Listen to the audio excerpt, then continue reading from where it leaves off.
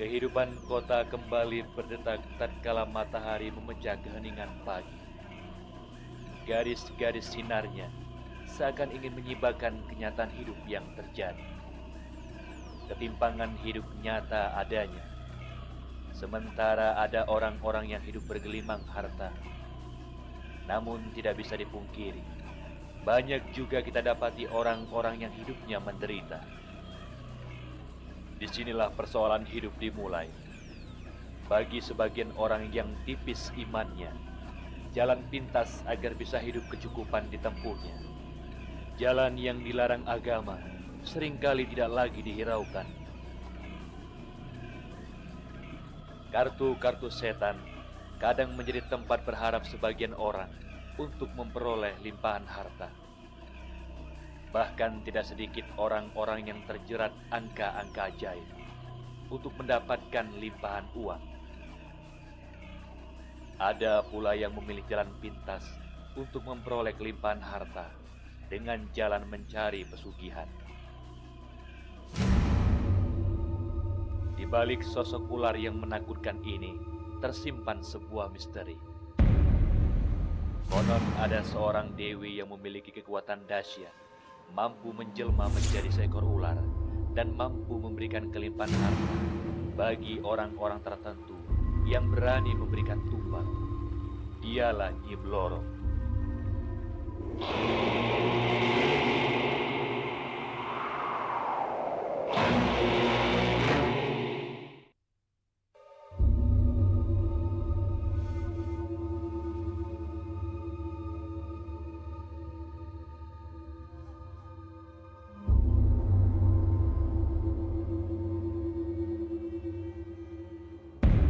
Pak, betul gak di tempat ini sering digunakan untuk kegiatan ritual? Sering sekali pada hari-hari tertentu seperti hari Selasa Kliwon dan Jumat Kliwon. Bapak pernah melihat mereka? Pernah. Kadang-kadang kan saya sering sekali jaring cari ikan tuh. Kadang-kadang banyak yang kungkum ritual-ritual tertentu. Ya saya kan tanya pada suhunya itu cari apa. Gini loh Mas, saya sini saya cari ini kan ada yang cari nomor tadi biar tembus, ada ya yang cari pelarisan, ada yang itu biar jabatannya naik.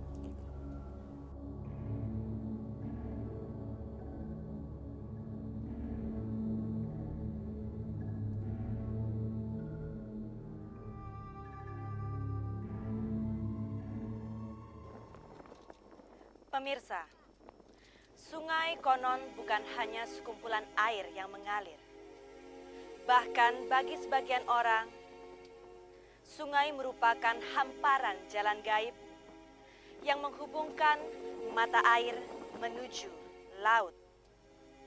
Bahkan di tempat bertemunya dua arus sungai, konon diyakini memiliki kekuatan gaib. Sering kita mendengar ada orang bertapa, berendam diri di dalam sungai. Benarkah hal tersebut dilakukan sebagai salah satu ritual untuk mencari kekayaan? Apakah hingga kini masih ada masyarakat yang meyakini mitos tersebut? Ikuti terus kisahnya berikut ini.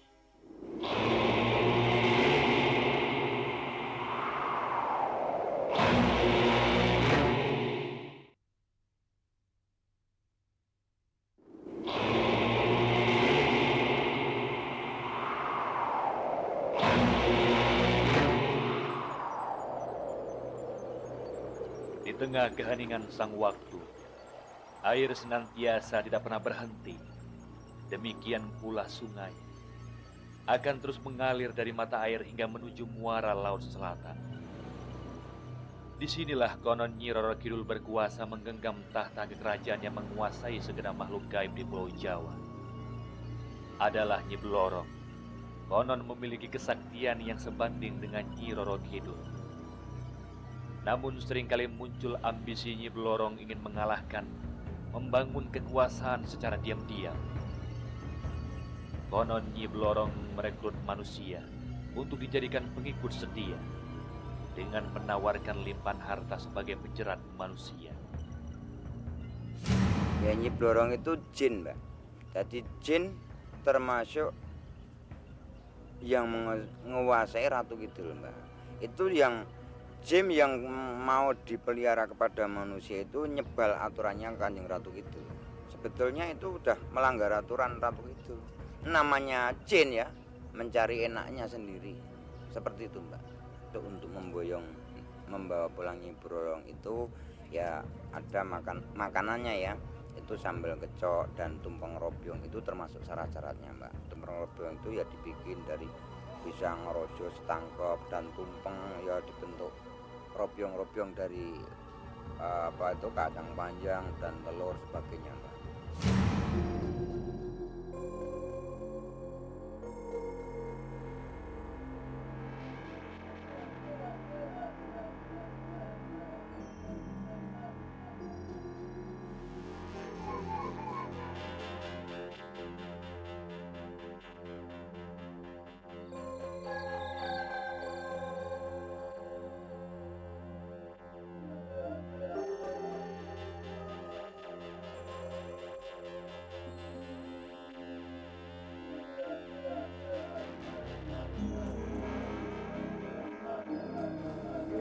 Matur nuwun Bapak, Nggih. sudah memiliki silaturahmi. Nggih, matur suwun. Kaping kalihipun badhe nyuwun pitulungan kalian Bapak. Nggih. Menapa nggih? Gandeng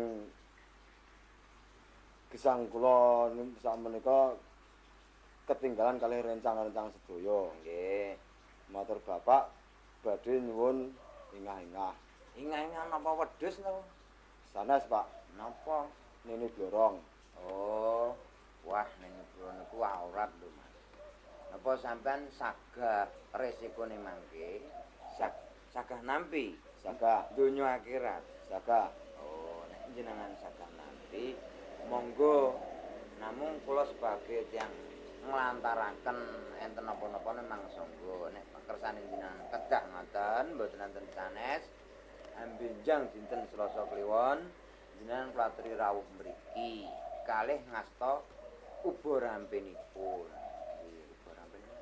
Uga rampenipun menapa Pak? Uba rampenipun nggih yang badhe mundhut ngaten menika damel tumpeng robyong.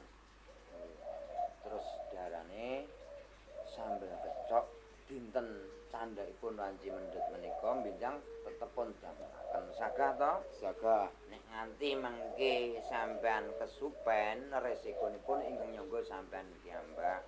Kula mboten saged melu cawe-cawe. Purun ngaten menika? Purun. Oh, yen pun nggih. Pun monggo benjang dinten Selasa kliwon klatri rawuh mriki. Nggih. Nyuwun pamit. Nggih, monggo sampun mboten sugeng. Monggo.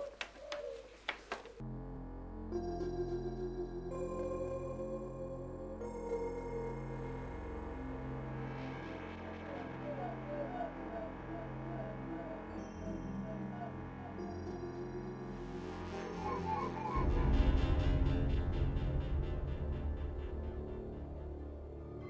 hamparan kali opak yang membelah kota Yogyakarta inilah, konon ritual di Sungai Id diyakini mampu menjadi jalan gaib bagi terwujudnya sebuah keinginan.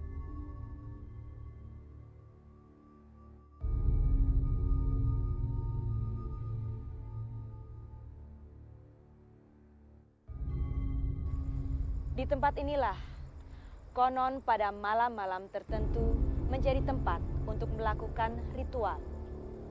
Konon, seekor ular besar akan menampakkan diri dari dalam sungai. Benarkah ular tersebut merupakan jelmaan dari Nyi Blorong? Dan bagaimana cara-cara mendapatkan pesugihan Nyi Blorong? Lalu adakah tumbal nyawa yang harus diserahkan? Ikuti terus kisahnya dalam Di Balik Pesugihan.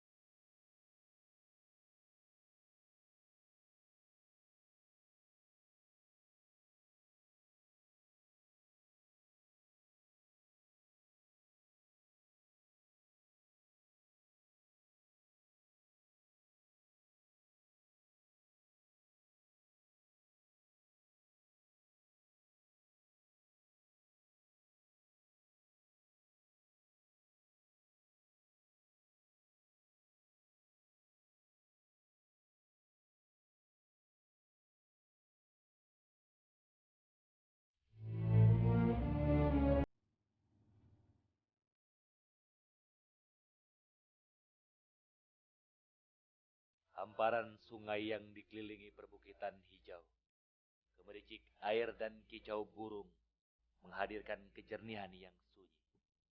Suatu tempat yang konon menjadi tempat yang bagus untuk menyepi, melakukan perenungan tentang makna kehidupan. Pada masa dahulu, konon tempat bertemu dua arus sungai menjadi tempat yang mistis yang disakralkan. Namun tempat yang disucikan itu sayangnya telah dikotori orang-orang yang melakukan ritual dengan maksud menyimpang. Orang-orang yang dipenuhi ambisi, meraih kekayaan berlebihan. Ini jelas suatu kemusyrikan yang dimurkai Allah.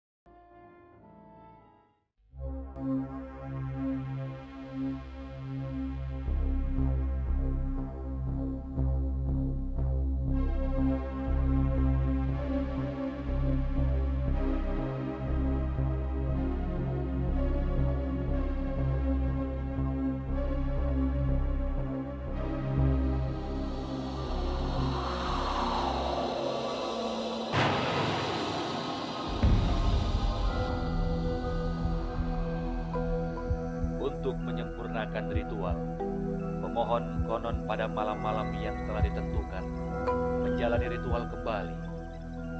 Konon jika keinginannya terpenuhi, muncul pertanda gaib. Nyi Blorong akan menemuinya dalam wujud seekor ular.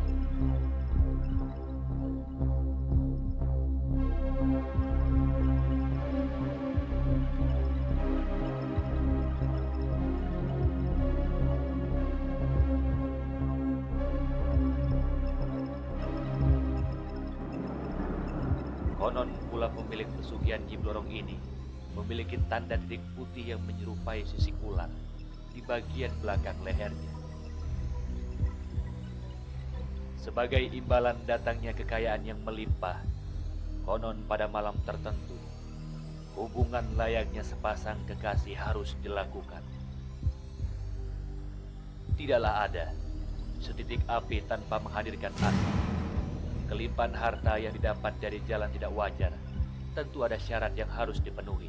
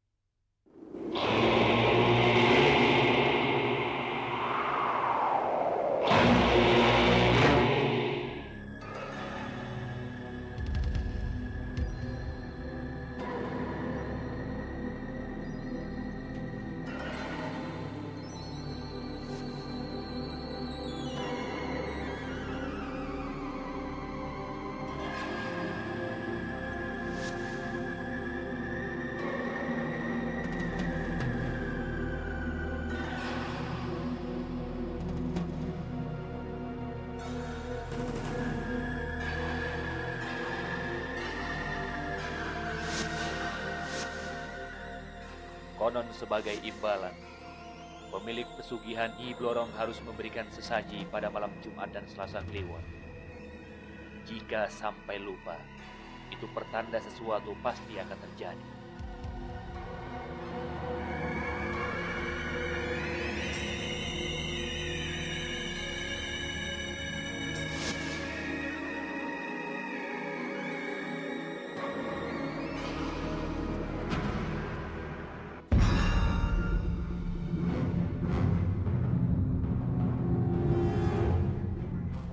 Kalau sampai lupa memberi sesaji pada malam Jumat atau Selasa Kliwon, Nyi Blorong akan mengganggu kanan kiri. Misalnya anaknya tiba-tiba mati.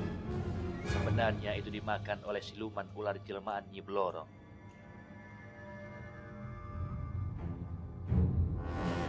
Resiko itu macam-macam resikonya, Mbak. Memang itu ya seperti manusia, Mbak, walaupun itu berbentuk manusia berkepala ular, tapi bisa komunikasi kepada orang-orang itu, Mbak. Jadi misalnya nanti kita yang orang yang minta itu mengingkari janji, bisa makan anaknya atau tetangganya itu.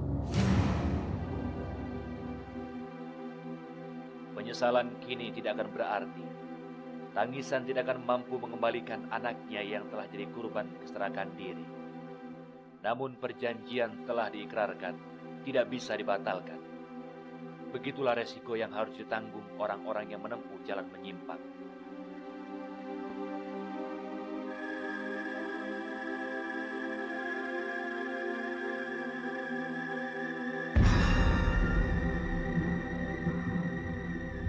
Di dalam Al-Quran ada surat yang menyebutkan asyaitanu ya'antukumul faqra wa ya'murukum bil fahsya. Jadi bahwa setan itu menakut-nakuti seseorang melalui pikiran, melalui perasaannya, melalui tindakannya terhadap kemiskinan. Nah, kemudian wa ya'murukum bil fahsya, dari ketakutan yang dikompori oleh setan itu, lalu setan menyuruh agar manusia berbuat keji, berbuat kikir, bertindak kikir. Nah, ini yang kemudian ketakutan bayangan terhadap kemiskinan, lalu ada provokasi dari setan yang menimbulkan manusia mencari jalan pintas. Pencarian pesugihan itu merupakan refleksi dari ketidaksabaran orang meniti jalan kebenaran, sehingga memunculkan jalan pintas mencari pesugihan, mencari kekayaan tanpa berpikir panjang terhadap efek belakang.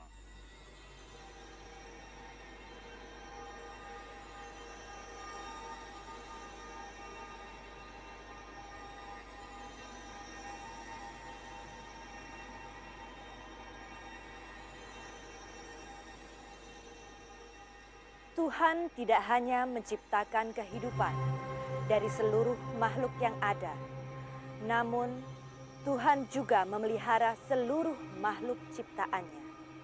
Seekor burung terbang dari sarangnya pada pagi hari dan kembali pada sore hari dengan perut kenyang.